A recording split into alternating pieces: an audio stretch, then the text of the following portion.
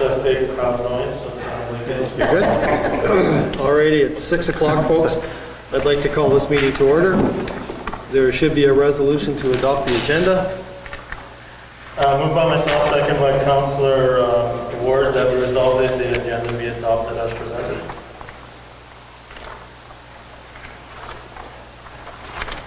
Alrighty, question? All those in favor?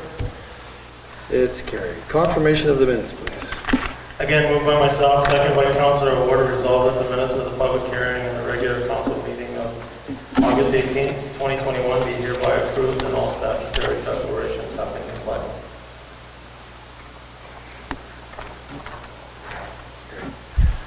Question? All those in favor? Is carried. Citizens period. We have Cheryl Zaharia as our first presenter. Please come. I'm going to just make a point that I'm going to actually step away from the council table and sit here. Sure. Okay.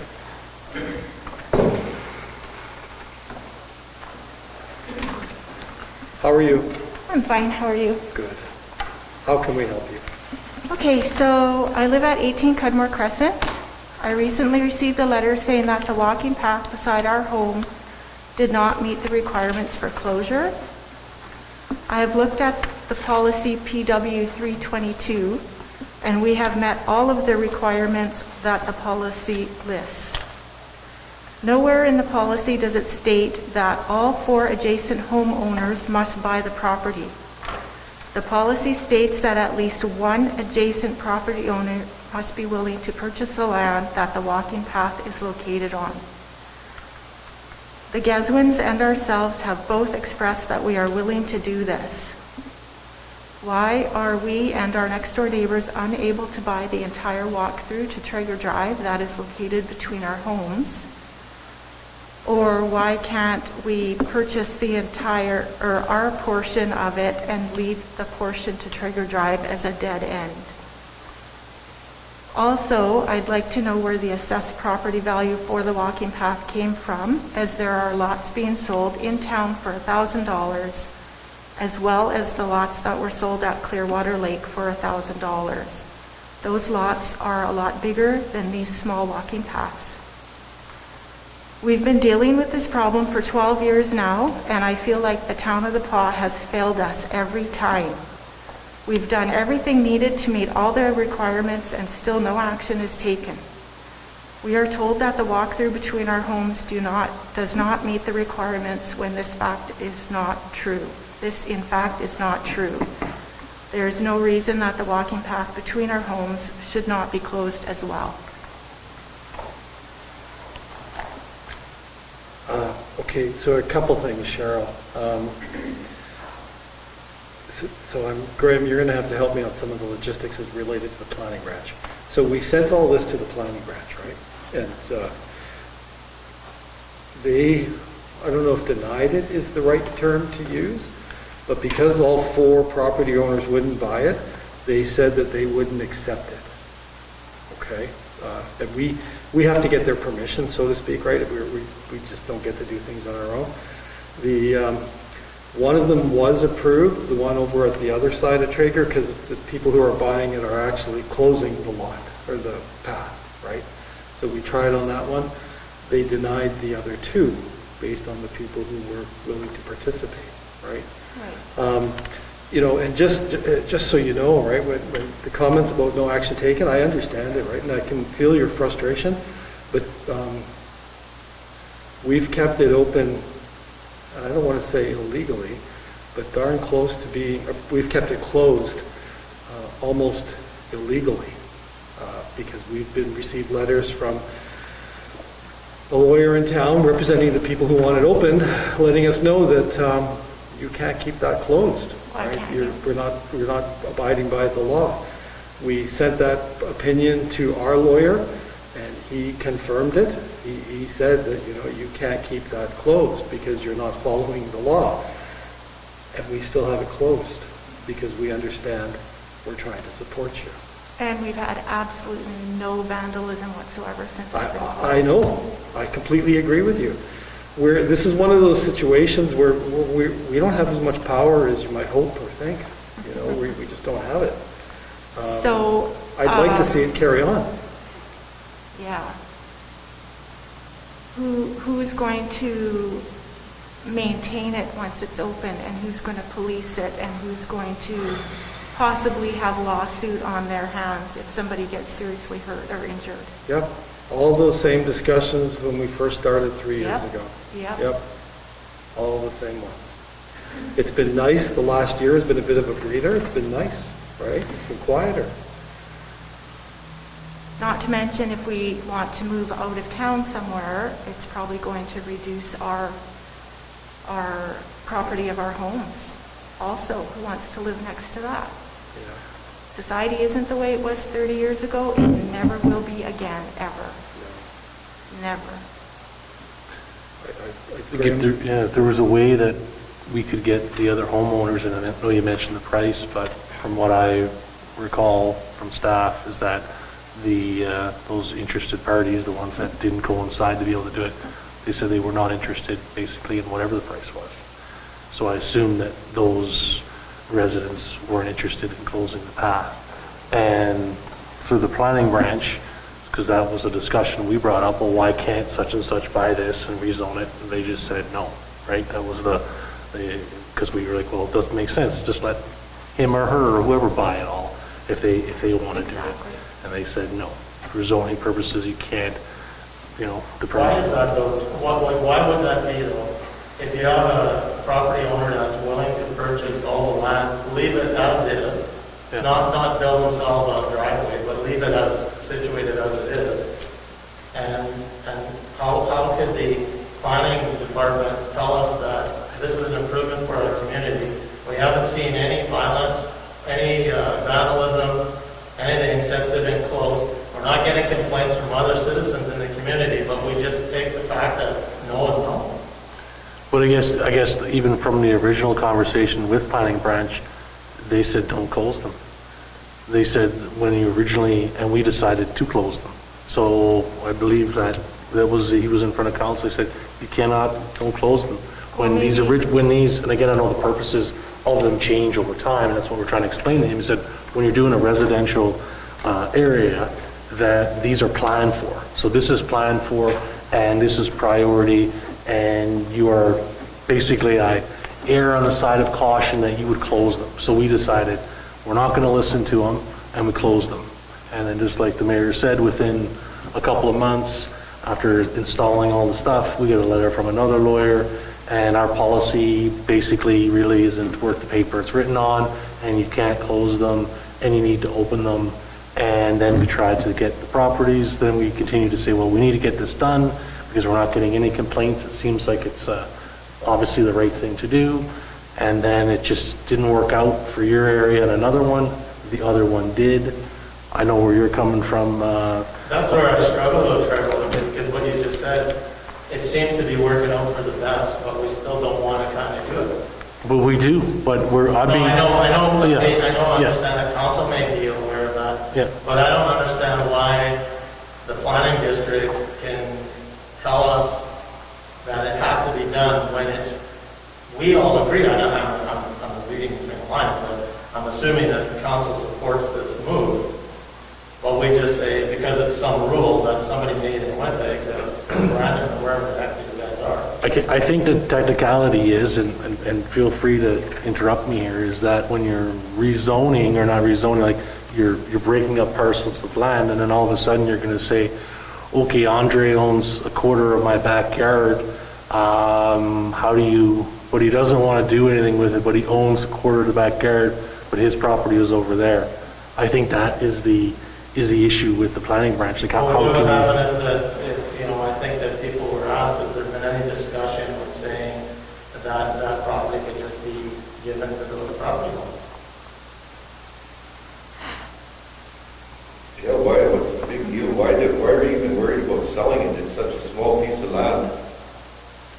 Maybe we can call it If we're something assuming different. the cost to fence it in and put it into a yard, that should be enough. I don't know if that Shouldn't be an discussion. issue. I don't know if that discussion happened with the homeowners at all. I was kind of given the impression that they just weren't interested, and I didn't make the phone call, so I could probably get a lawyer to send you guys a letter saying that it was within your rights to, or for our rights to have it closed. Same as, till it goes to court, Big problem is somebody needs to fight it. we're not following our own policy on it right now. We have a policy that says we're supposed to follow this process to be able to close them, and we've closed them contradictory to our own policy right now. So they're closed right now, temporary, which is contradictory to what our policy says. We haven't followed through on the process to close the property because we haven't had the interested people that want to buy it. It's the planning branch provincial, The planning branch is provincial. and Manitoba Housing owns a property adjacent to the bike, to the walking path. That's Is there a reason that Manitoba Housing cannot just, I mean, if they're both provincial entities, why can't they absorb that piece of land? They said no. That's why. So one question I would have is like, so I think that there is people interested in buying the entire strip of land, and there could be things worked out where nothing changes in the planning world. But the second thing is that if one person wants to buy a portion of the land, does it really matter if the walking path is not divided up into four? Like if there's areas and the Yezwans decide to buy that one spot and there's an agreement there, why is it required on the other side? Just because you want to keep the path open? Because it's still ending in the same thing. So the town would then be responsible for a strip of property that goes, or so we would sell a strip of property that would run between two of the properties that aren't connected to that person who's purchasing this land. So then we have a bit of an anomaly there in terms of that strip, who's responsible for that, and as we change homeowners over time, it could be an issue, right? Someone could come back and say, listen, I own this piece of land, I'm going to put whatever I want here, but I'm going to provide an access to my property from the rear. And that's just an example of something that could go wrong. Well, it could go wrong, but there's a bunch of things going right now. But you guys don't do anything with the land right now. Nobody's done anything with that property You don't go in there and 50 clean up, you years. don't cut the grass, the weeds along there, you guys don't do anything to it. Something You that don't planning shovel branch- snow in there in the winter? So something the planning branch did tell us was, regardless of what our policy is, and regardless of how we proceed with this, any change to this would be subject to their approval regardless. So we could deny it out of hand anyway. Because it is part of our initial plan that was submitted as the area was developed. It's considered a road. It's not considered a piece of residential property. And this is something that, again, they have final approval on. And they've come back to us and said, no, we're not going to allow you to proceed with this. So, What happens if you dig your feet in and say, yes, we are? and again, That's what you should be the doing. first step we should be doing here, if this is something that council is willing to proceed with, is the policy we need to change. As a staffer, I have to follow the policy, and our policy says if those pieces of property aren't purchased for the ones that are adjacent, you cannot proceed, right? So that's the first step. If that doesn't change, we don't move ahead, right? So the path where the property owners have agreed, has that one gone off to the planning branch yet? So I think that one was sent out to them to see if, again, to work on the next step. I'm not sure where we're at. I mean, letters were sent, so. Okay. Maybe we could rename it instead of a walking path. So Graham, when I looked at the closure process of that policy 322, on the second paragraph there, it says at least one adjacent property owner must be willing to purchase the land at the walking path, which is located at the assessed value, and the purchase agreement will be completed. Right, so you're not adjacent, so for an example, your property, you're not adjacent to the entire path. You can only buy the portion you are adjacent to. No, I realize that, but if it says that, why does it take 4 people to actually do that? The entire path, it doesn't take all 4, it just takes 1 from each section that are adjacent. So when it comes to those properties where there's 4 on one Yeah. path, only No, 1 from each side has to Yeah. buy it. No, I understand. So, and again, in this case, in two places, that was not the case. We got negative responses from homeowners. Have you guys looked into any of the data as far as police reports, the cops of reports? I would just be curious to see, and if that's something that could be presented to the planning branch, because in I think in everyone's experience, it's gone so far, like the area has improved so much just by not having that footpath there. I think unfortunately they didn't keep their staff on it to begin with.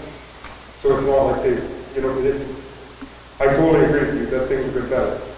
But what I'm saying is I don't think they kept good stats on problems that were there before we closed it. So even if they have stats after it was closed, it doesn't really. The last time we met, the RC did present some stats, and he did say that, because to be honest, I can't remember what street he presented as past ours, that the stats are.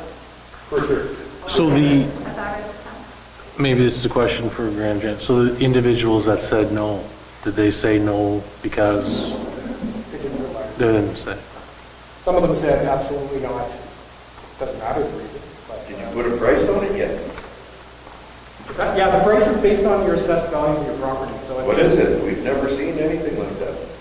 I mean, nobody you know, presented they us. went out with the letters. No. My last correspondence was we'd be interested in discussing further to know what the price was. And then the next one was the letters. It was in the letters. I've never seen the letter. So in the letter, I think it said $1,500 for, what is it, about 3 feet by 60 feet? It's either all 10 feet, if one side's buying it, because it's the entire path, right? No, it's just divided up into pieces, Graham, so Was it divided into two or divided into it was four? divided into four slices. Yeah, you did 4 slices, and I think yours is 3, right? Yeah. But again, so it would be based on the property value adjacent, times the square footage, times whatever the path is. Plus, there's also the fees because it all has to go to the land. Yeah, that's fine. Will we tax it in perpetuity if that project became? No, I don't know what the deal was. I'm just saying what some of the costs involved were.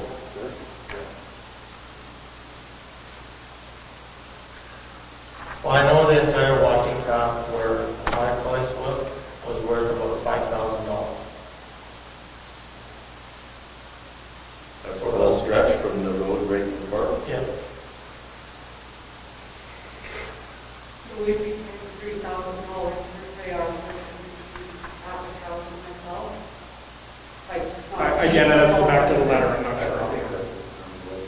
So what are the implications if we say, if we do one or two things?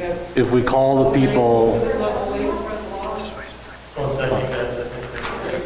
so if we did one or two things, if we call the people that, those 2 or 3 that are, just said no and asked them, is it the price? Right? We don't have to ask them if they want to keep it open as the price. And then, I don't know, like, I don't know if everybody's, I'm just speaking for myself here. If that's the issue, maybe that's something we can further discuss. The second part is, so if they all say, no, it's not the price, I want to keep it open, then I guess then that kind of answers the second question of, if the town buys it, we can't buy it anyway because it's their property and they have a right to their property, you can't close the path. So I don't know if that's, you know what I mean? Like, it opens up a whole. So the letters did go out, and they have the prices on them. So they already know what the price is. I know, And but- people have responded knowing this already. I know, but what I'm saying is, Never seen it. but what I'm saying is though, Graham, No, I know what you're saying. I'm saying, so we can go back and kind of and say, well, what's the rationale behind your reason, and ask more delving questions. But are we then picking a side in this? no, I'm just, Again, so are we following our policy or are we not? That's my question. So if we're doing something contrary to the policy, I need direction from you guys. Doesn't matter to me. But again, if the planning branch is saying no in the end, are we just spinning our wheels on?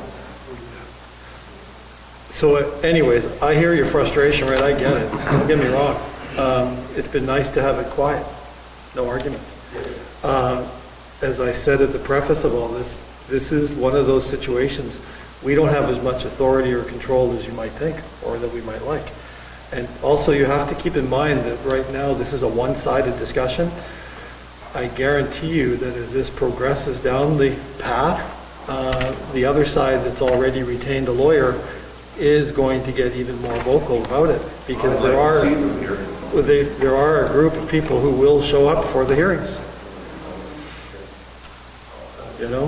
Has it not already been approved for the one to go through and will it? It's gone to the planning branch. Okay, but so. It could theoretically be You're turned. talking about people coming forward and that have a lawyer and they're Yeah. gonna come through, or they're gonna come through and the planning branch has the final say, and even though there may be a deal in place to buy it, they may disagree with the selling of it, and then that's it's done. So this is going to go on for another 20, 30 years, and I'll never get a new fence that looks like I live in the ghetto for the rest of my life. It's going to go on longer. Well, then the town needs to do something about because my taxes are going to go up and I'll have to get a new fence. But right now, though, the status of my fence in my yard, I look like I live in the ghetto. Yeah. It looks like I live in worse than the ghetto, because the ghetto looks pretty damn nice compared to what I live in, and I pay twice the taxes of everybody else. Maybe our And I tax, think the town should be fighting a little bit harder for us, because this has gone on forever. And the town has done its all for us. Yeah, I would disagree with that, but, you know, you don't quite know everything that we've been doing, but Well, like I okay. said, we've gone against our lawyer's advice twice. Yeah, I so- understand that, and that's great. But what you have to understand as well, Debbie, every time we take a position like that, Yeah. that opens up the community to litigation, and that's all of us, because we're clearly wrong, but we're trying to support you as much as we can. Well, it was already voted on, like, I don't know how many times we have. But it's never been, it hasn't been finalized, right? No, I know, that part. Yeah. But we thought this was a done deal. At least I did. I thought it was a done deal. Great, great. Everybody wants to close it, so we close them, just get the property owners buy them. Then all of a sudden, he doesn't want to buy it, she doesn't want to buy it, and then they get a lawyer, and then our lawyer says, you can't do it anyway. And then the planning branch is also saying, no, you can't do that. That's not how it works. So I would love to just say everybody to buy it. But then again, the latest one, we'll know, I suppose, sometime in the near future, whether the planning branch are going to support it or not. Andre, you got something? Hey, Mayor, so is there any avenue at all to appeal, ask the planning branch or to look at any other options so that we can continue to see these types of improvements for our community?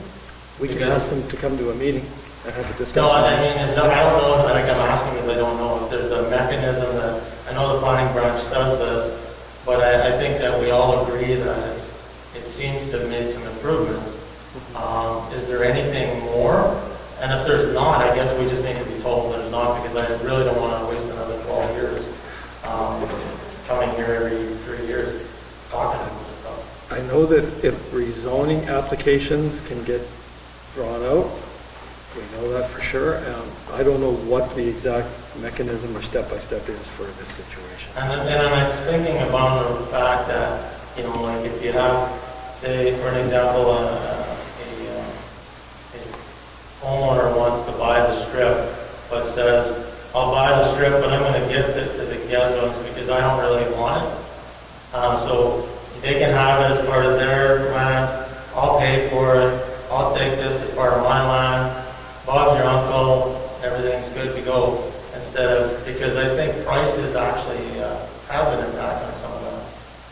And then the second part is that if you have a homeowner that wants to purchase that one piece, then why do we have to not, like, can we ask, can we leave that one part open still? So, sorry, I just want to chime in. You know, I think it will be interesting to see how the one that has met our policy proceeds. Like at this point, we have some that, you know, potentially we can't take forward unless we make changes, but, you know, one of them is going forward. So it'd be interesting to see how this one goes forward and goes through the planning branch. Because if they turn around and deny this one, where everyone's funky that makes doing, sense. I mean, I don't think we have a lot of choice at that point. So that's kind of, maybe this is the trial. it'd be nice to go locally. Sorry? Can citizens appeal to the planning branch? I'm not sure. Probably. You could probably write them more. They're still a provincial government entity. So. And they are very supportive in walking paths. So they're very supportive of. They've never heard of, I mean, the guy said he didn't really hear, you can't do that. They're there for reasons, and et cetera, et cetera. And I'm not saying the town doesn't have responsibility in the RCMP, but then there's only so much time of the day as well to patrol walking paths, so. I like to go, when I go to the city, I like to go for runs, and you can see neighborhoods that have been built around the same time as ours. You can tell because there's a lot of similar houses, style houses. They don't have all of those walkthroughs and everything. Yeah, so and I mean, probably one of the reasons why there's issues there too is because they're not used, right? They're not, so people are doing things because they're not used that much. You know, only used for things that they're not, shouldn't be used for. Jen, you had something to add? And there will also be a public hearing involved in this, so it still goes back to the citizens, and the majority of the citizens say no, they can't code. And the one that does need the policy. The loudest number or is it actually a vote? Is it the loudest number of citizens or just the vote? Because that's what I'm curious, I'm not being serious. Two-thirds of what though? People that attend or that speak. The people who are present. To the people that are present, so. So if there's more people present against it, And is evident to the people that actually live there? or that you no, because it involves the challenge. It's a public path. It's a public. Doesn't seem like we're even fighting against anybody that wants to keep it open. We're fighting over price on some land. Yeah, they're interested, Mark. Give it away for $1. It doesn't matter, right? Because we can't, Why? because with, Manitoba Housing would probably buy it if you told them it was only going to cost them $1. no, I don't think so. They just don't want it. They just don't want it. Yeah. I don't think so. So like Graham was saying, there's a clean deal that's gone to the planning branch.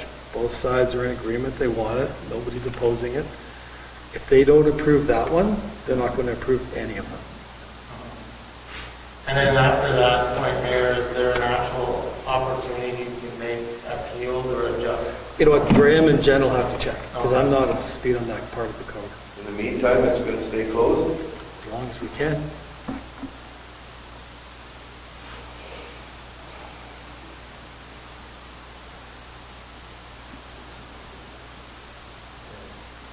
Well, I guess I'll say thank you guys for your support so far. I know that I'm not in the discussion, but I do know that you're helping us get through this process. And at the end of the day, I think we all want the same thing of having a better neighborhood and community. So I think this is a move in the right direction. I just don't know how anybody wins. I do. I just have to say. You know, but I don't even know how to get it to that point. We can have how many public hearings, we can have how many votes, but it doesn't come down to any of that. It all goes back to the province. Yes. Yes So or right no, now, in the end. it's all on the province right now. Do we have any timelines? Oh, God, no. No. Years and years. No. And you know, there's been so many things we've asked them for stuff on, and they just, You know the date that you closed the walking path? That you- All 12 months, or 24 months. This fall 2020. Year and a half. It was last year's budget. Yeah, about a year and a half. Last October, I think, maybe a year now. You're in a big October, September, if I remember. No, it was in the summer. yeah. Have to get your hot tub out of there. No. Council was all in that summer, to get done in the fall. Jen can get that for you. Okay? Sorry, guys. No, thanks. Finally split our.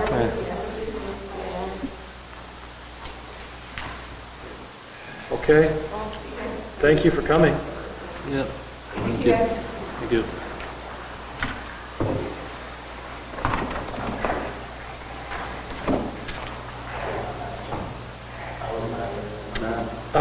Okay, I think you folks are next. Come on up and tell us, say hello.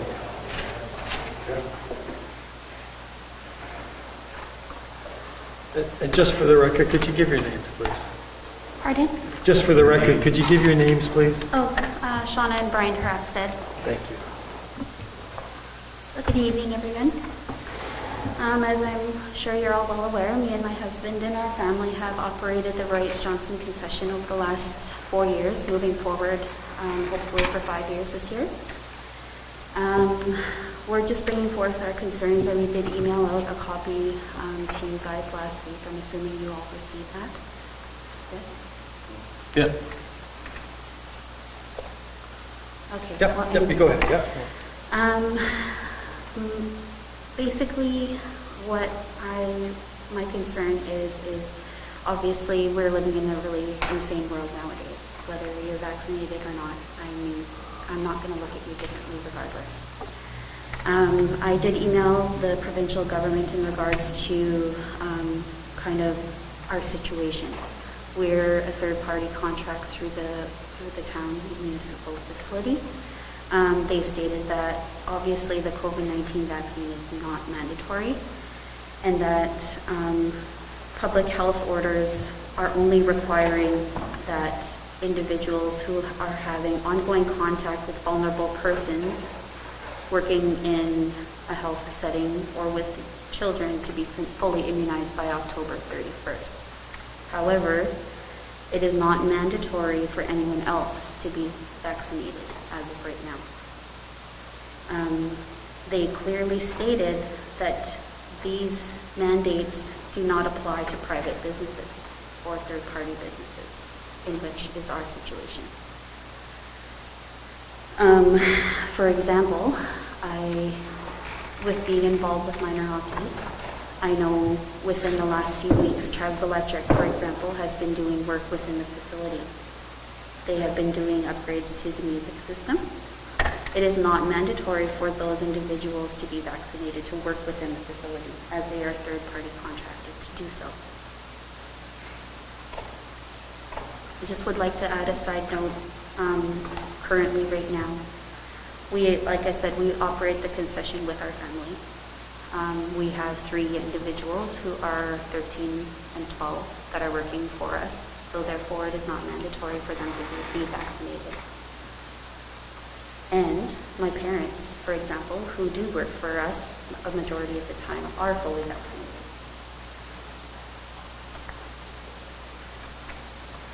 Alongside this document that I received from the provincial government, they provided me a fact sheet on COVID-19 and my human rights.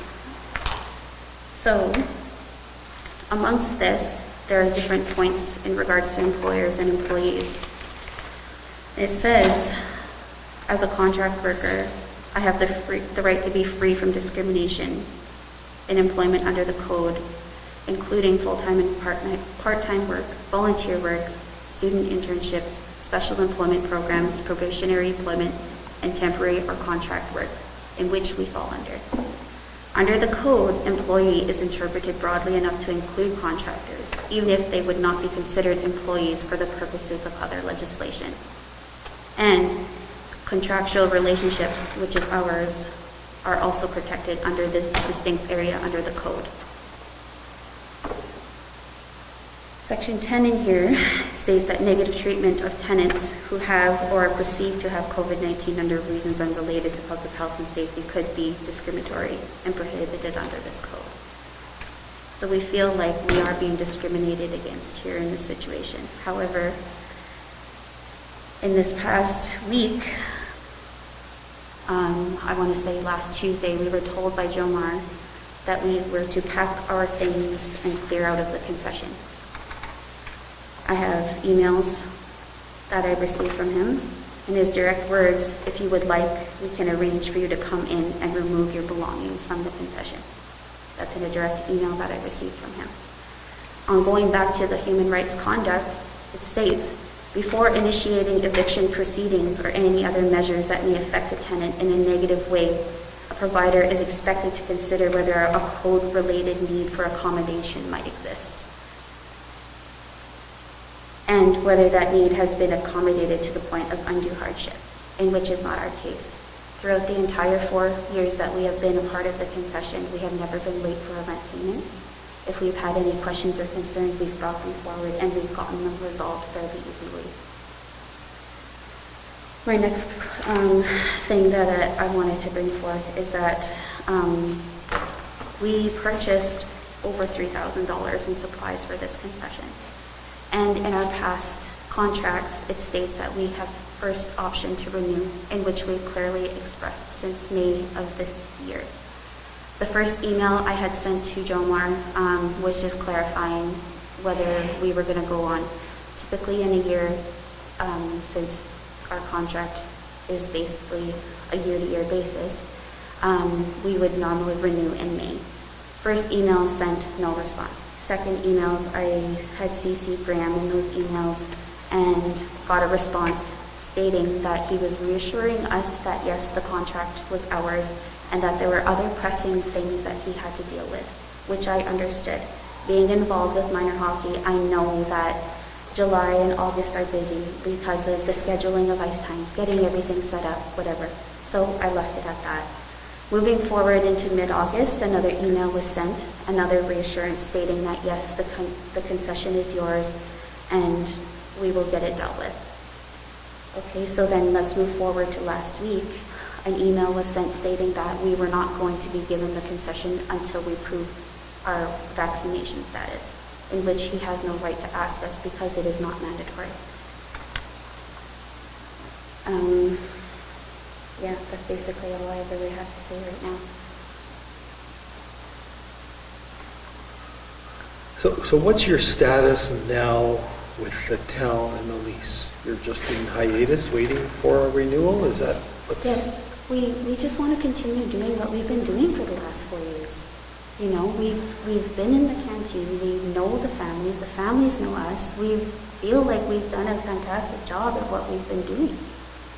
You know, with this closure and the events that happened over the past weekend, I can tell you and I can reassure you that we lost out on over $3,000 to $4,000 worth of profits. So I'm assuming like you've been talking to Jomar and Graham, so and you've read quite a few things there saying that you don't have to, like you don't have to get vaccinated, it's not mandatory, etc. So I'm assuming they had provided you with information saying you need to, and this is why, or? Well, it was clearly stated in the email that was sent that he was not going to provide us a contract until we proved that we were vaccinated. However, he has no right to ask us that question because it is not mandatory. But, like I said, on a side note... But maybe he does. I'm saying there must have been some correspondence. Like I wouldn't just come up to somebody at the wellness center and say, hey, I need to show proof of vaccination now, because I would follow it up with because this is the mandatory thing, there's a picture on the wall, and just in case somebody doesn't want me to ask, I can say here's why. Right. So was any of that provided, or emails, or saying? Well, I guess the straightforward, didn't you provide Jomar a vaccine card?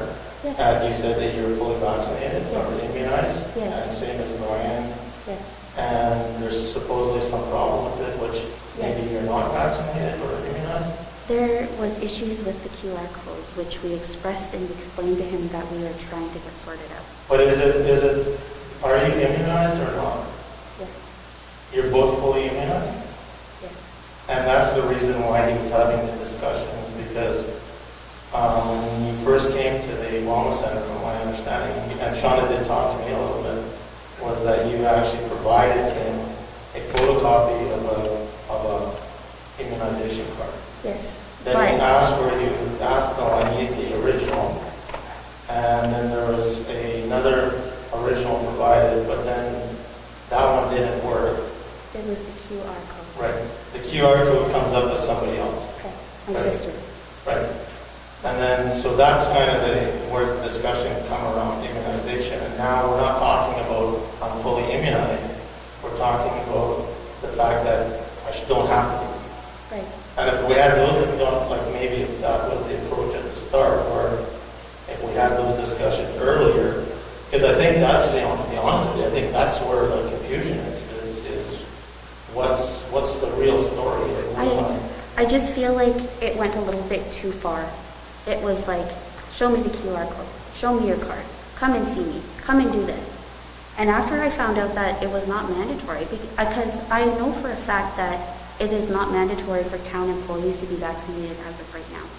So why would it be that it's mandatory for me walking beside the arena worker for me to be vaccinated, but him to not be? You know, it doesn't make sense.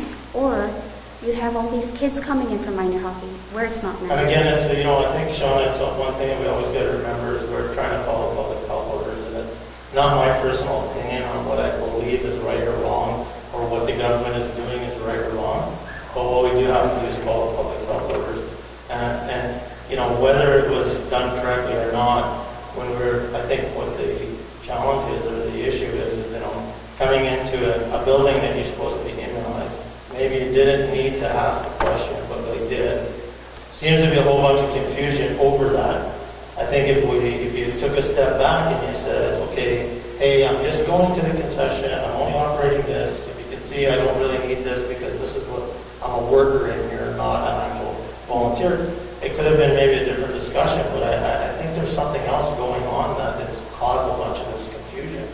And to be honest, it came from the incorrect immunization photocopies, wrong person, all that stuff, right?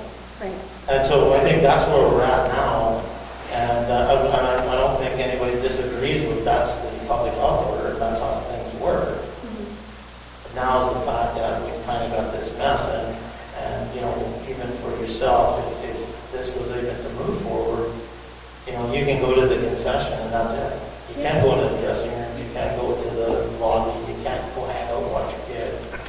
You know. That's Yeah. all we want to do. We just, like I said. And I guess we've the been other... managing this, sorry, Trevor. No. We've been managing this concession by distance for the last 2 years. My family has been helping us run this concession. Nothing is changing moving forward, absolutely nothing. It's still going to be the same. Excuse me, so to be clear, when your lease expires, and which it has, you leave your equipment there until the lease is renewed? You do not remove your equipment? No, that has been something that we've always just agreed upon through conversation. Like, it's always just been, okay, yes, because in our contract, it clearly states that we have first option to renew it. So as soon as that contract is done in March, April, we renew it right away. However, it doesn't get used through the summer months. And then we come in usually between, well, now that the ice season's sooner, late August and early September.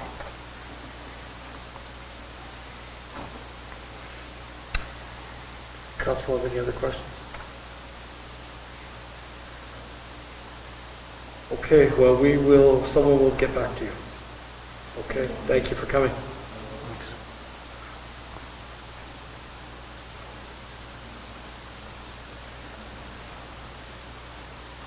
Oh, yeah, that was something that was also, that we kind of brought forward as well, was with amongst the confusion and all of this, the QR codes for my parents were sent to Jomar as well. He has copies of those, so he knows that they are vaccinated. We even offered to stay out of the facility until we got things sorted out with mine. So he has all of that information in the emails that were sent as well. Did Jomar try to meet with you in person too? He did, yes. And you guys weren't able to meet up? I refuse to because I just feel like it's gone so far. I'm tired of being bugged over this. Like, I'm so sorry, but it's just gone too far. So with that being said, Shauna, I'm wondering how you agreed on a lease agreement if you can't meet with the facility manager? It was all over the vaccine stuff. That's what I mean. Like, it was continually, let me see this, let me see that. And it was like, okay, you know what, I've given you what I can. I don't know how much more I can give you. And at the end of the day, I think I've already asked, what's the rule? What is the rule? What did the town say back? What is the rule? Is because she's a third party, does she have to? No, she wouldn't have to. What's that? You would not have to be vaccinated to operate the concession if you didn't do anything else. Okay, So if you didn't go anywhere, so she can do it, so she As doesn't. long as you just went into concession and left, that's Okay. the public health order. Okay. And the two of you whose name is on the lease, not your parents? It is my name. But there's no outside entrance to the concession, you have to walk through the public place to the concession. Well, it doesn't matter, I mean, it's, you're going to a place of business, so. You're able to go to places. Okay, so if I may, so you weren't provided with a copy of the renewal yet, the lease renewal? No, No. because we, Okay. yeah, no. All right. Cool. Any other questions or commentary? All right, thank you for coming. Thank you. Appreciate it. Okay, moving right along. Finance and admin, CDC board appointments. Moved by myself, second by Councilor Ward. Be it resolved that council approve the following board appointments to the CDC for the term of August 12th, 2021 to August 12th, 2023. David Noble, the Fall Community Renewal Corporation, Jerome Conity, taxpayer of the town of Fall, Sean Knighty, citizen at large, Joe Cote, citizen at large, and be it further resolved that council approve the following board appointments to the CDC for the term August 12, 2021 to October 26, 2022. Rod Berzowicki, Harlan Kelsey, the Reeve, and Andre Murphy, Town Hall, the council rep.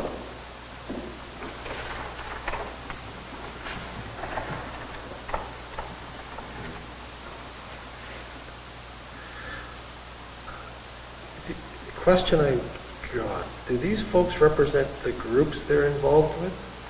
Like David is the PAW CRC. Was that brought up at our last meeting? Yeah. His name was it? Yeah. And the PAW is the PAW Community Renewal Corp? Yeah. Okay. So is he representing the CRC or? That's their appointment, right? That's how that works. That's how that works? Yeah. Yeah. If you remember, Roland was on there Yeah. prior to that, and, So if they have a change at their board, then they Yeah. have a change? Okay, Yeah. that's cool. Yep. Cool. All right, any questions? All those in favor? Opposed? One opposed?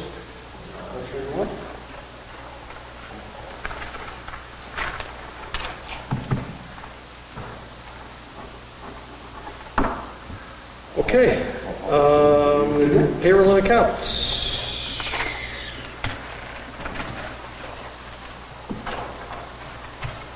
No, you lost it. Oh, pen? But I give you that. gave you all the papers. Gave you too many papers. This is the first meeting. Yeah, New at this. that's okay. No, I don't think so. I got the minutes. I got the agenda. I got the Oh, there they CDC. are, look at that.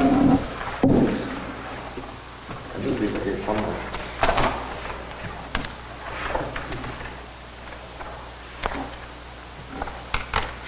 Payroll and accounts. Pressure's on. Resolution number 2021-152, moved by myself, seconded by Councilor Murphy. Pay period number 17 and 18 in the amount of $118,274.33. General tax number 26933 to 26981, 26983 to 26986, and 26988 to 27017, in the amount of $2,816,335.01. EFTs in the amount of $156,041.83. To be clear, this is resolution number 2021-151, not 152.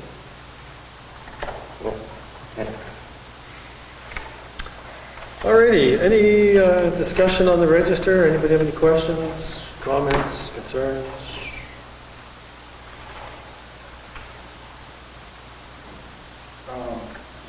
Volunteer unmanned services. Check number 27014, the amount of $5,096. Volatus Unmanned Services. Survey of the landfill, like garage of piles, so that's your survey. Oh, the drones, I have one question about pension overpayments. What happened to that? I'm not sure if it's an anomaly in that the system takes off a percentage and then there's just a reconciliation at the end. So temporary employees get pension benefits? Because I thought some of those on that list were summer students. They would have had sufficient hours to be full-time and they must have hired them. Yeah, I would have thought that summer students were temporary. I'm not sure if that Brandon agrees with anything about a specific individual, and I think it's the same one probably. He worked for us 2 years in a row. Well, there's more than him. Yeah. Now, they may have deducted from some summer students and had to pay. Yeah, that's what I was wondering. May have occurred. Yeah, well, that's what I was kind of thinking that must have happened or something. Might have just been an error in how it's set up. Regardless of it returning funds, but it didn't belong to us. Yeah, no, I was just curious about the. For sure. Yeah, I saw a few of those on the I didn't see any summer students. Any other questions on the register? Okay, we'll call the question. All those in favor? Opposed is carried.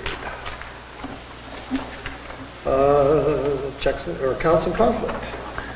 Moved by myself, second by Councillor Atkinson, be resolved that council authorize the following accounts: general checks number 26982 and 26987, amount of $2,482.89.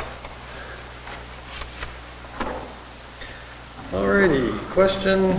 All those in favor? Abstained? It's carried.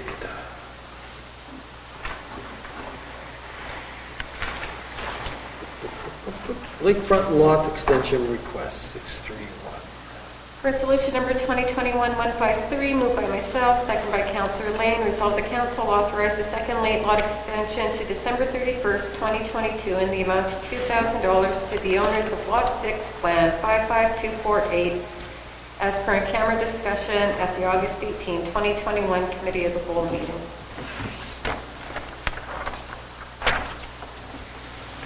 Alrighty, question. All those in favor? Abstained? Carried.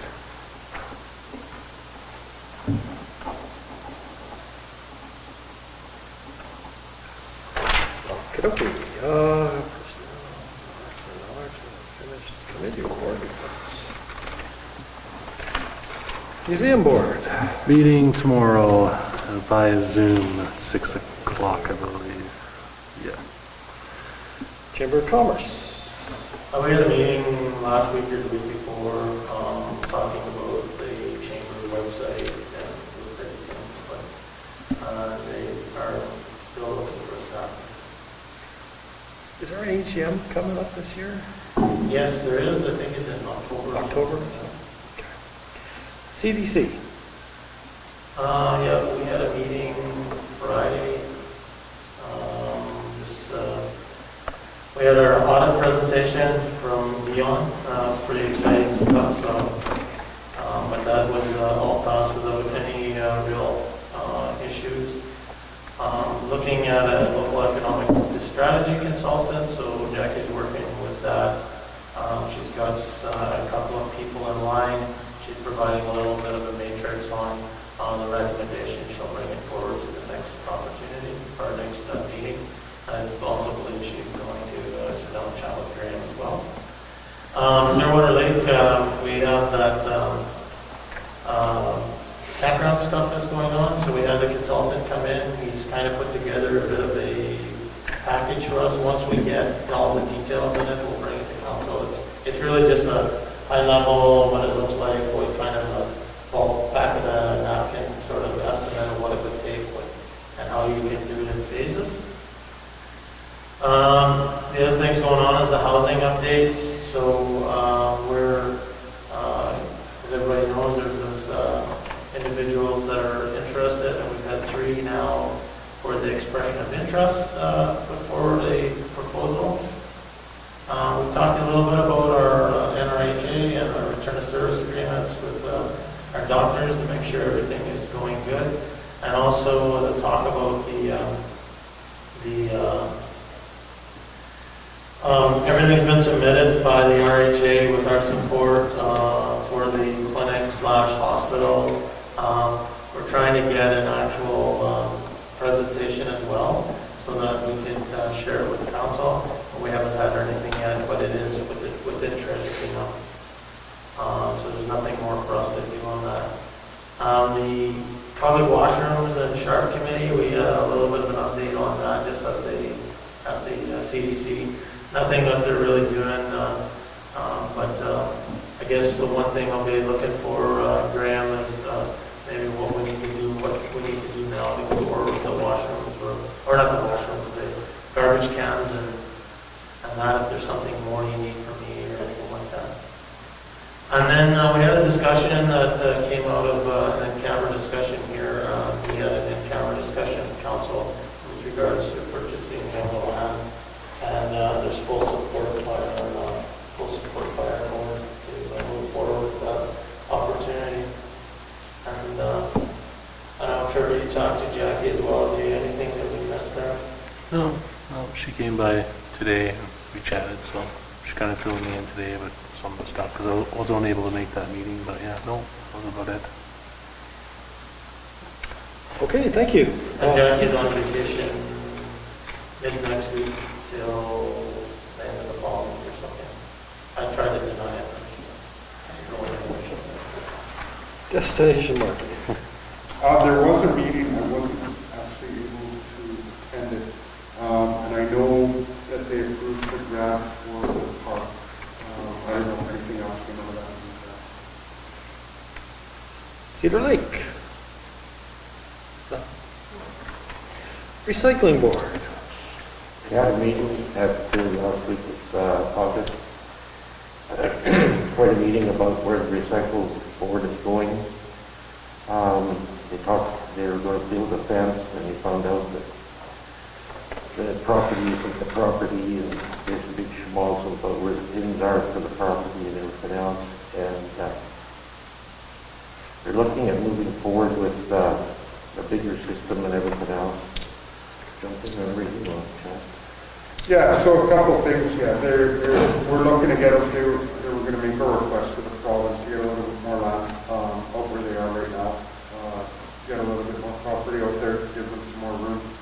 They're moving forward on doing the fence. It sounds like there's, a little bit of a discrepancy with where the pins were, but they're getting it straightened out. The one big thing that did come out of the meeting was,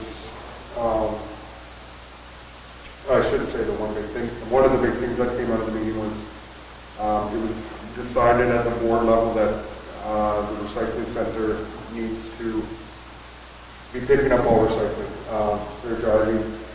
The customers of the recycling center are patrons of the community, citizens of the communities, and every time that their recycling isn't picked up, it's driving those customers away, right?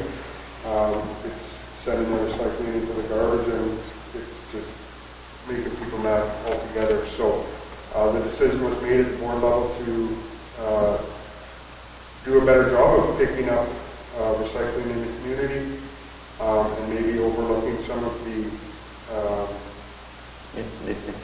nitpicking on everybody's recycling and that sort of thing, and come up with a system where instead of just leaving recycling, that there be a notification system so that the recycling is still being picked up, but the residents are being notified of something that may be within the recycling that shouldn't be. So there's that. We also discussed the amount of dollars in the recycling center's bank account. So we're going to come up with some type of plan for how to deal with that. I think that's pretty much it. And it's kind of dealing with the business plan, get the business plan put in place. And like Chad said, is rather than just leaving the bag there, that they're to take the bag and they're going to have like cards that they hang on the person's door, but they're still going to pick up the garbage or the recycle. The other request that kind of came from the board is that if the town would do a garbage pickup at the recycle to go to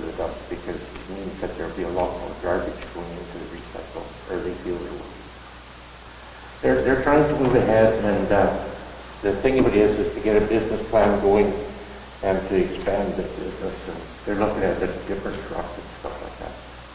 So how often did they do a dump run now? Do they do one daily? So they're doing it a couple times a week, and right now, they're doing it themselves. They have a trailer that they load garbage in, and then they take it to OCM stuff, and they're not charged at OCM stuff. And with picking up all of the recycling and not leaving bags behind, they figured that there'd be more sorting, which would in turn mean more garbage.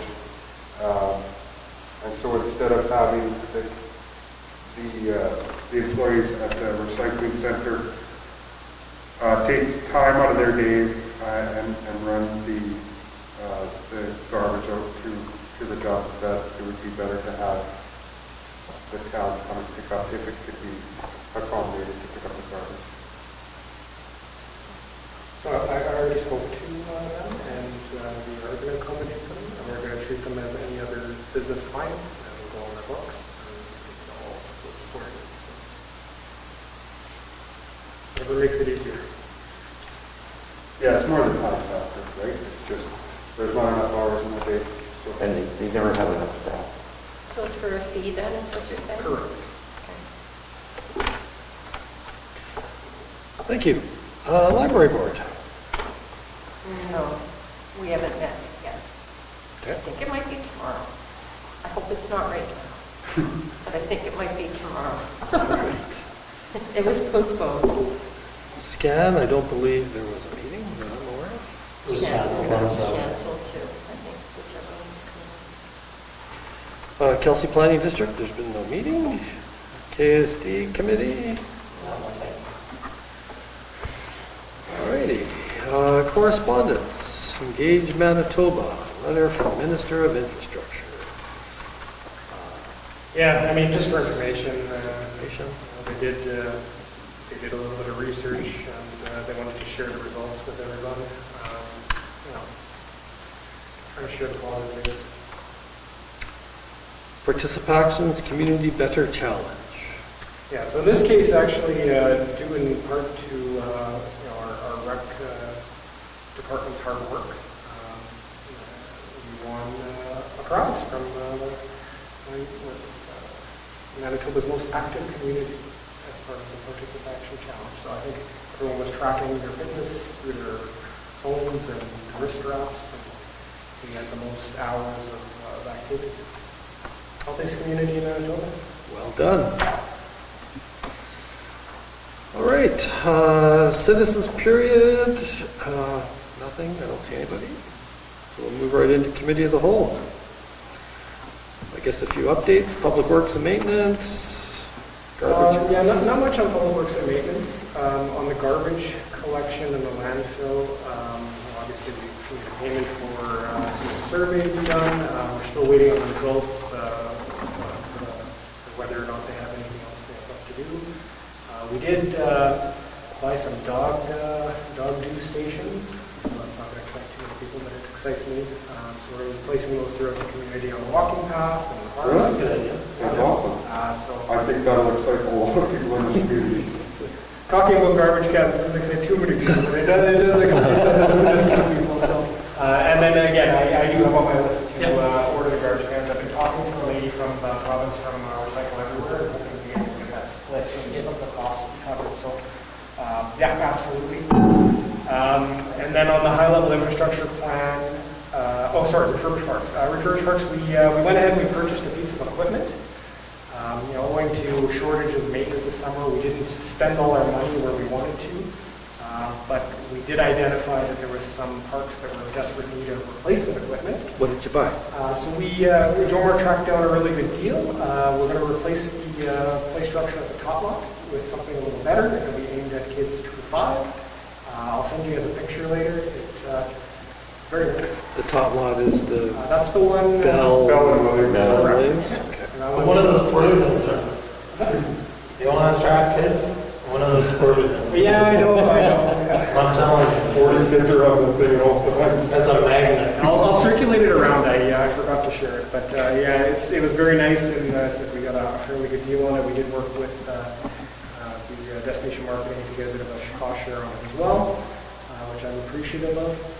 And so, yeah, so we'll be probably installing that next year, just based on the timing of the work. And on the high-level infrastructure plan, the asset management work has started. Their data gathering, I was talking to Laura today. They've asked her for a number of things, and moving along. Good. All right. Planning and development, variation application, public hearing September 27th. You can scratch this. They called and they decided they were not going to do chain links, so it's not action on it. Okay. AMM convention. Wow, we're having a convention this year. Okay.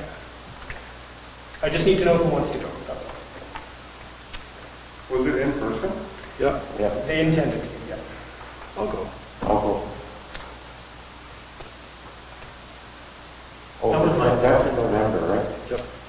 So there's limited people, I will put your names in, and then they will let me know how many. Okay. Okay.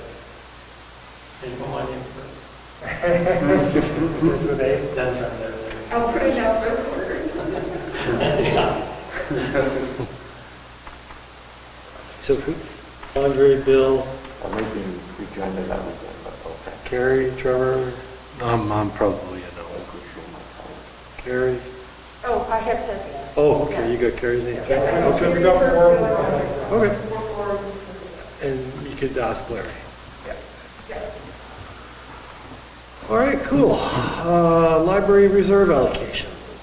So we went over budget on the repairs for a couple of reasons. Originally, we had intended to, we made kind of a deal with the insurance company that they were going to cover some of it.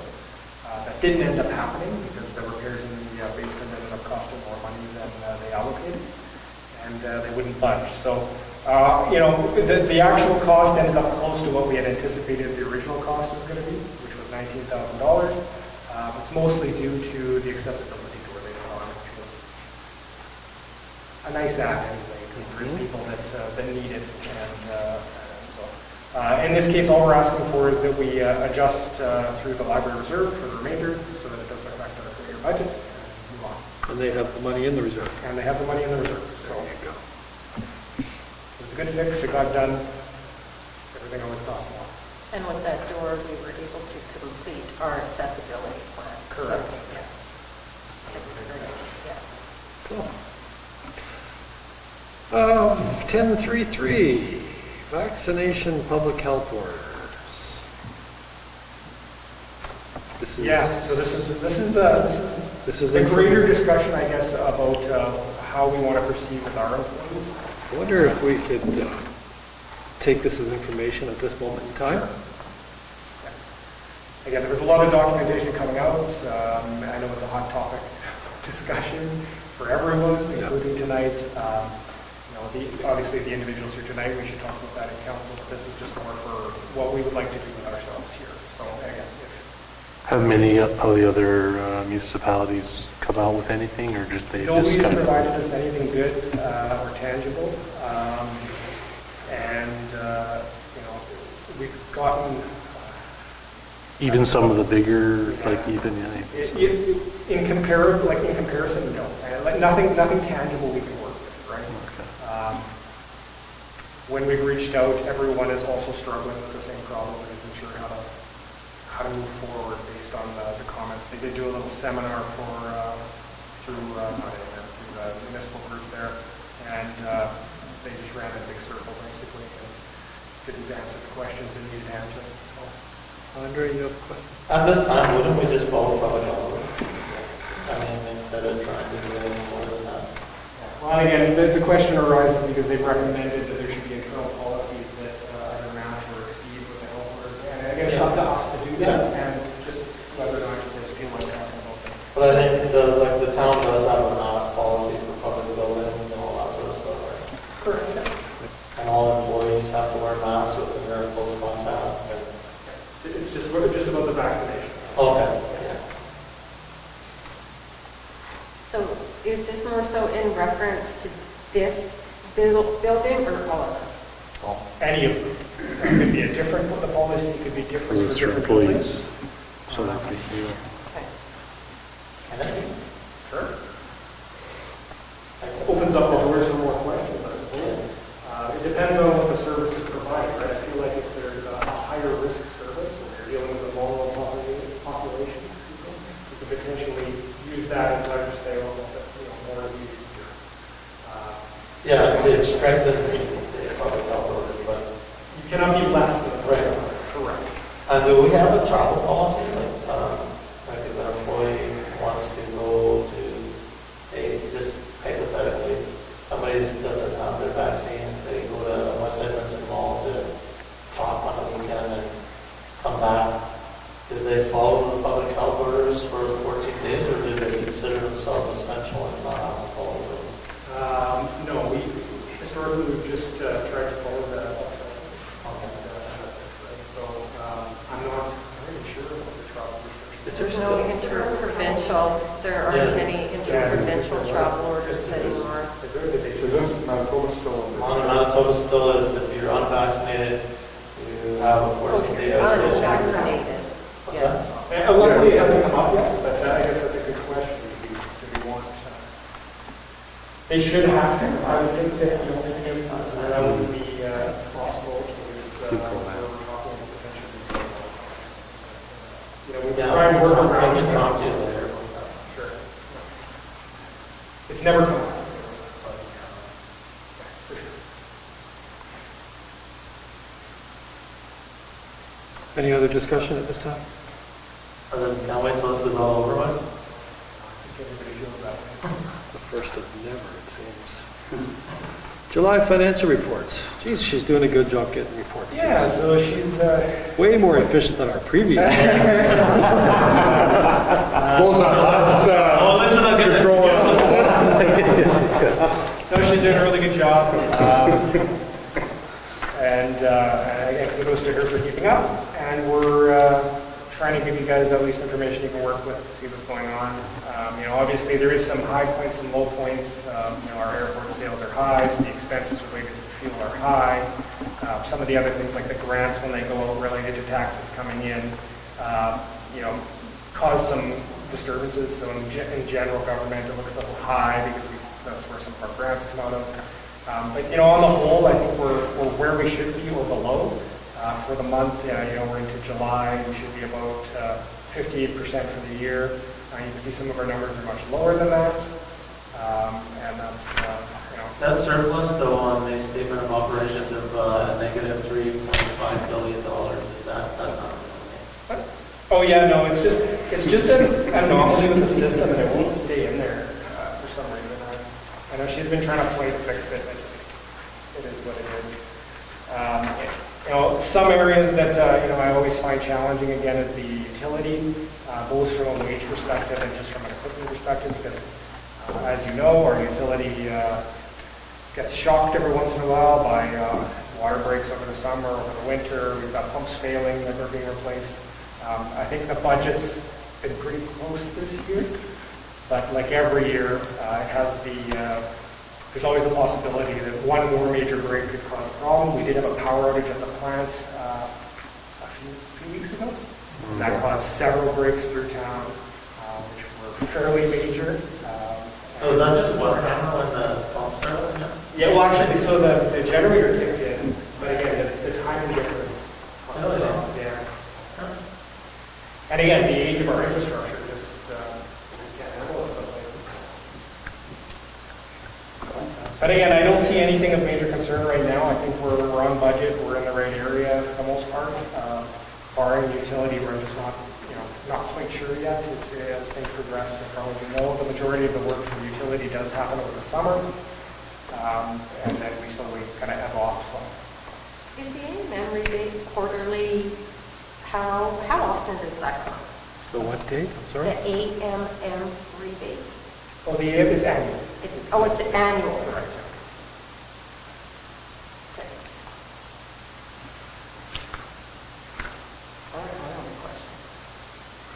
But as the taxes are in, and then our bank account is flush for now, and we're moving along.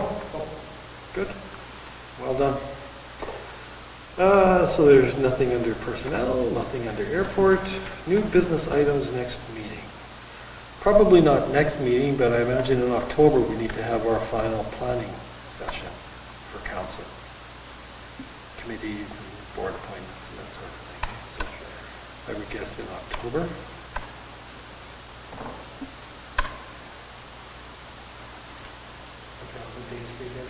Okay. So for next meeting, Jeff, do you have anything back on the waterfront? She hasn't, again, I don't know how much she talked to you about this. I think we're still developing the idea a little bit, so. I don't think so. She was supposed to ask her, Yeah. I'm not sure what she heard, so. I haven't talked to her since I talked to you. Okay. Sorry. Okay, I know we do have a couple of things for in camera. Resolve that we do now move ourselves into the in-camera portion of committee as a whole with Mayor Jason, the chair, to discuss matters requiring our